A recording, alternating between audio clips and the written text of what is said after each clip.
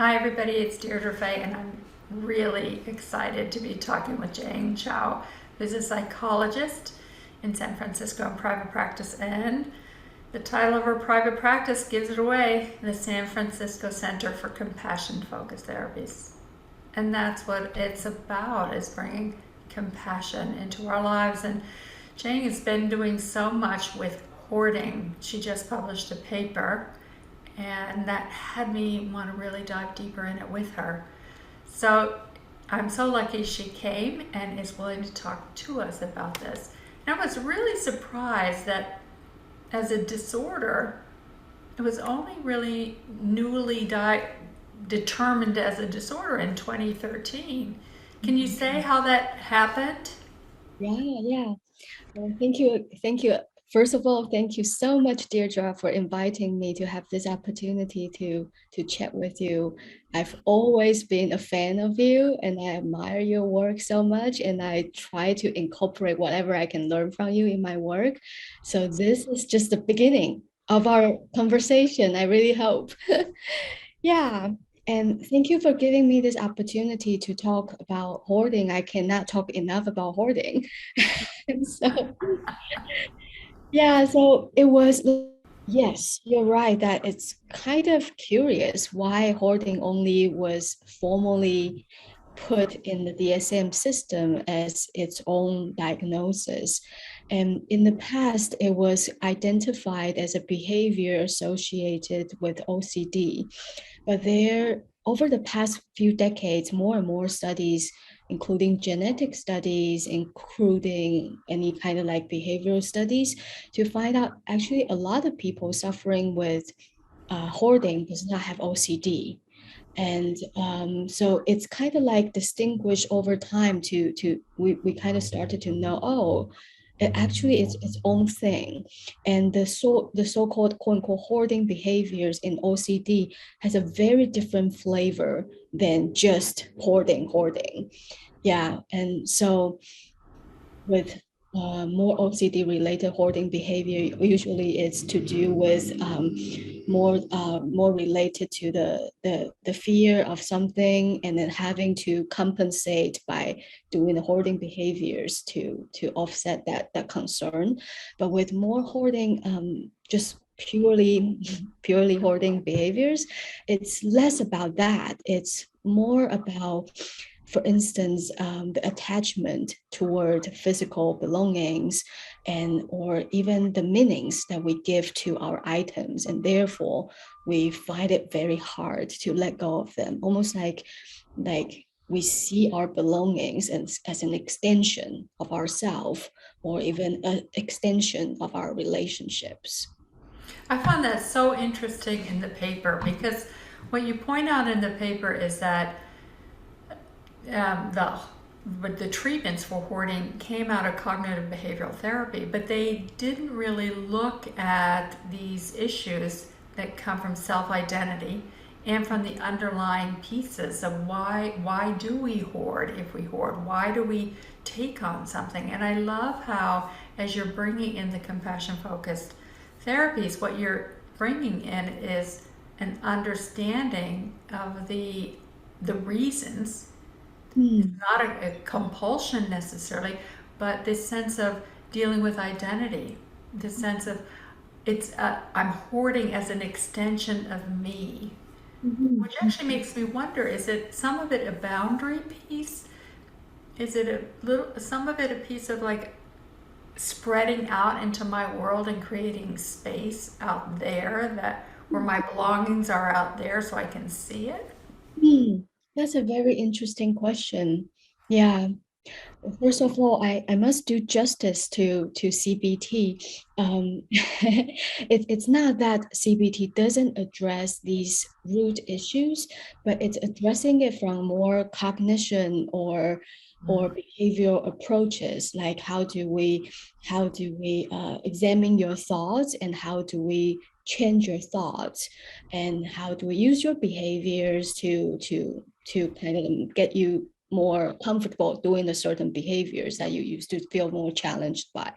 So Thank it's you for clarifying that. Yeah, I must do justice to CBT because it does work for many people. And so, however, CFT or compassion focused therapy address these things from a different approach, more about like more felt sense. Like we do less about, oh, let's change your thought or let's examine whether your thought is right or wrong. Because a lot of times, even though we know our thoughts are not accurate, but we can't help but thinking that way.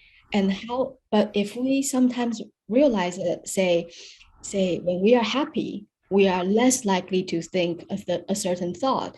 When we are depressed, we are more likely to think a certain thought.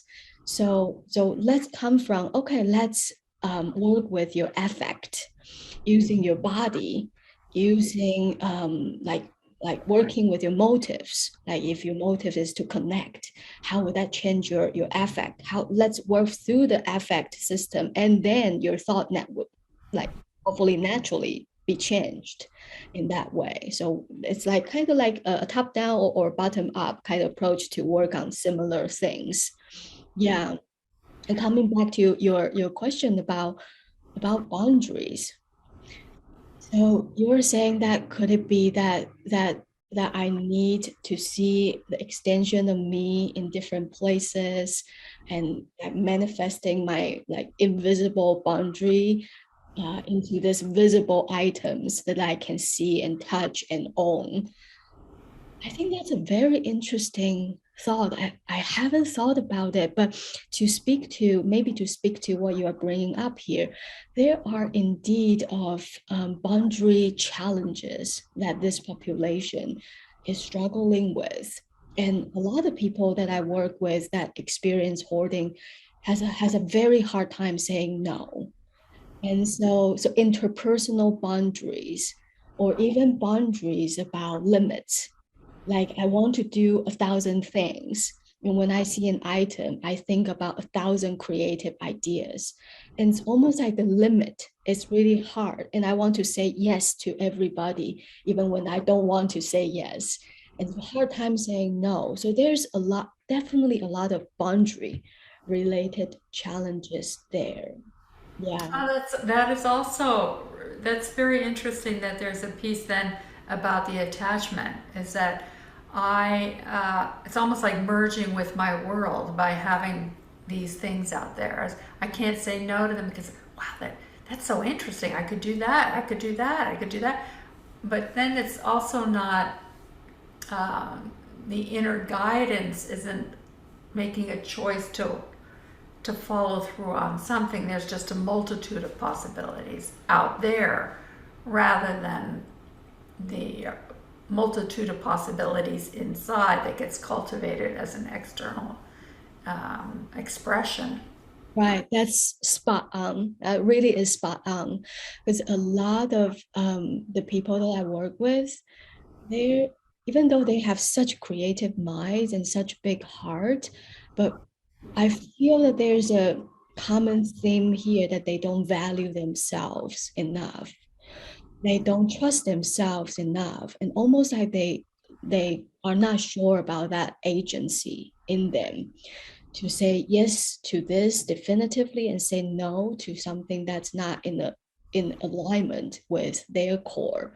So it's like they see a lot of things, they see good in everything, but say if we also experience that as somebody who don't experience the so-called hoarding disorder, like friends invite you to this weekend, another friends invite you to this other thing this weekend, all of these things are great things, but imagine if we don't know what we want, we only see how other things are good or bad or interesting or not interesting, then everything can be interesting if we don't have a self agency to say, okay, everything is good, but is it good for me? Is it what I want? And can I own that I have to say no sometimes, that I have to say no to good things? Oh, that is so interesting. That's really helpful because I guess there is also part of it, but no, I have so many thoughts going on at once. Is that I thought at some point hoarding was around not wanting to, that things cost money, so it's a financial bit. But part of what hoarding people who hoard do is they buy so much, so it's not necessarily that. Right. Um, Right. it's fascinating, you know. In your paper, you address what it's like to, you know, for people who have such full spaces that they can't even move around, um, and so having that self agency. How can I choose to let go of this? How can I choose to clear ground so I have more room? It's fascinating. Now, one of the things you also bring up is the three emotion circles of CFT. Mhm. Mhm. So, can you talk a little bit about that and how that relates to Right. hoarding? Right. Yes. So I find that the three circle model in compassion focused therapy really resonates with the clients that I work with. So for those of you who are not so familiar about this model developed by Dr. Paul Gilbert, so if we just we simplify our very complex psychological or motivational system here, we think about there's a part of us that's kind of like the drive, like we want to drive to achieve. And so it's not just emotion, it's motive, it's behavior, it's your somatic expression, it's the drive. And for people with hoarding issues, this can resonate with them very much when I say give them the example. Think about think about like in a supermarket, you see last item or final sale, that immediately would trigger your drive, like, oh, I want to get the last treasure, the last good deal here. And then when we think about the threat system, which is another system that all of us are very familiar with, that's when we deal with fight or flight, and that we deal where we have our fear and stuff. And so for a lot of folks who experience hoarding, letting go of things really trigger this fight or flight response. And this is, I think, not for everybody is like this, but for a lot of people who have experienced hoarding, they have experienced some kind of trauma.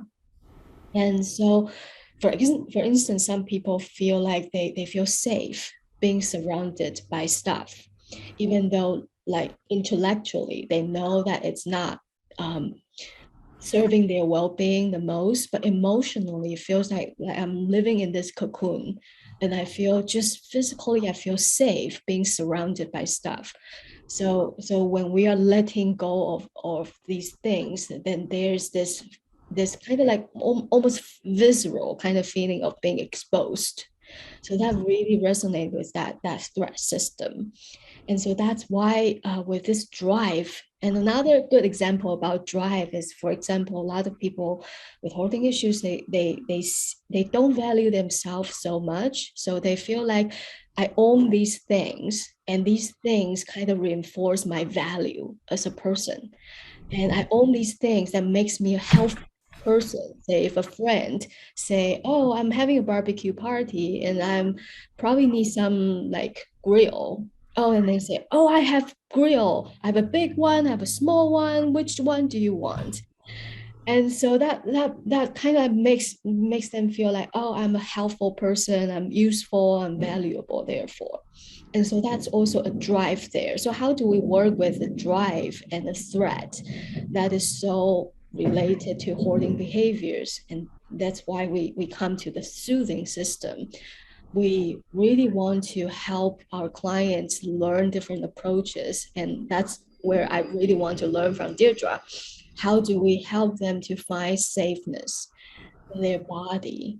And especially when a lot of them are scared or even numbed out or detached from their body, how do we use their body to help actually help them to register, hey, I am here in this body, my value is here, my agency is here in this body, and I can really feel safeness and feel connected from here.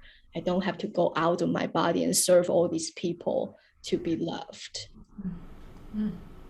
Wow, you gave that's an excellent bringing together the three circles and how important they are. And I love that they're helpful for the people that you work with. Or yeah, it really gives them kind of like a roadmap to ask, oh, I'm feeling this way. Wait a minute, where am I? Oh, I'm in my threat system. Yeah, so it's kind of it's although Paul would emphasize this is a simplified model, human beings are much more complex, but the simplicity makes it very easy to apply. Yes, yes, we have the map. Then the simpler it is, the more and the easier it is to step into it, Right, and then to deepen into more complexity with time. right, right, right. Well, I took so many notes, but you have covered so much of it so well. Can you talk about a piece that I'm interested in is around anxiety? I was just talking to somebody earlier about the intensity of their anxiety of letting go of things. Mhm. And here I'm seeing it in your paper about the anxiety intensity that can be there for people. So maybe Right. you could touch on that. Yeah, I'm glad that you asked this because so many people is so like, well, this like when we think about hoarding, we just think about maybe a lot of us will have the mental picture of like a room or a space filled up with stuff. And most people who don't have this issue, they feel like, oh, why would people do that? Like that just seems unbelievable and it's very hard to understand. And but if we kind of take a step back and ask ourselves, do we all kind of sort of hoard in some ways? Other ways, we may not hoard physical material items, but we may hoard like social status. We may hoard relationships. We may hoard money. We may hoard our belief. This is mine, or this is definitely true, and I'm gonna let it go and hoard our identity and so on. So if you just think about if you were hoarding something yourself, and how would it feel to let it go? Like if you have been in a relationship that you feel like, oh, I have to make it work. Like all my identity is surrounded with, for example, this marriage, I have to make it work. Or all my well-being is like bet on this status or this financial opportunities, I have to keep it. And how would it be for you to let it go? It'd be terrifying. It'd be terrifying. Mm-hmm. Yeah. And so it's exactly like that for people suffering with hoarding issues. And it's the difference is that what they hoard is visible, physical items that takes up physical space. Yeah. And so sometimes when I ask clients to imagine or do a like imagery exercise or even like imaginary exposure to imagine if you let this thing go, or even to imagine, let's just open this box without even the thought about letting things go, just to open this box. Beside the fear of losing the things and the meanings associated with the things, there's also this first barrier, which is shame. Because when they even think about the amount of stuff that they have, or think about the box that they haven't opened up in decades, there can be a lot of shame or a lot of like kind of like self criticism. Like they can immediately hear their very harsh self talk to themselves, and that itself is enough to freeze somebody. Like just the thought of the inner critic in the background is like people freeze, they paralyze, or they run away doing something else rather than opening that box. And that is even just the first step, getting to the box, trying to open it. And then not to mention what kind of content may be in the box. Yeah, there's a lot of fear. It makes me think of the many layers of everything. There's the physical object, but there's also the psychological meaning and the embedded history that's in there too, and how much we have to untangle in order to free ourselves from some of these behaviors that get so embedded in us. Right. Which Yeah. makes me so glad you're doing what you're doing. Thank you so much. Yes. Yeah, which also makes me so excited to connect with you more and learn from you more how we can use our body to help our clients, all these somatic approaches. Well, I'm thinking it's going to be so important as you develop this into a training program because there's so many layers to this that people will gain so much from it. Yeah, yeah, yeah. We definitely have the intention to, because our practice is one of our specialties is hoarding. We also work with folks without hoarding, but one of our focus is hoarding, and we have associates and licensed therapists myself who are like new to hoarding and getting trained to work with this population, and definitely thinking about a lot more because it really takes a whole village to support people with hoarding issues, and this issue itself is also a systematic situations that somebody suffering with hoarding and people or family member who live with them or their children. So a lot of these like, okay, so how are these people's well-being maybe sacrificed because of the hoarding Right. condition? Yeah. Right. So it really takes a huge village to support this dynamic, this system. It's beautiful work. There's so many bits and pieces we could continue talking about, but I know the time is tight. So thank you. Thank you so much. And I'm going to post the paper in the show notes below so people can come and find it and access that and to be in touch with you and That to sounds find great. out more information. That's great. That sounds great. Yeah, thank you so much, Deirdre. I really appreciate this opportunity to chat with you and everybody who is listening. So wonderful. Thank you, dear.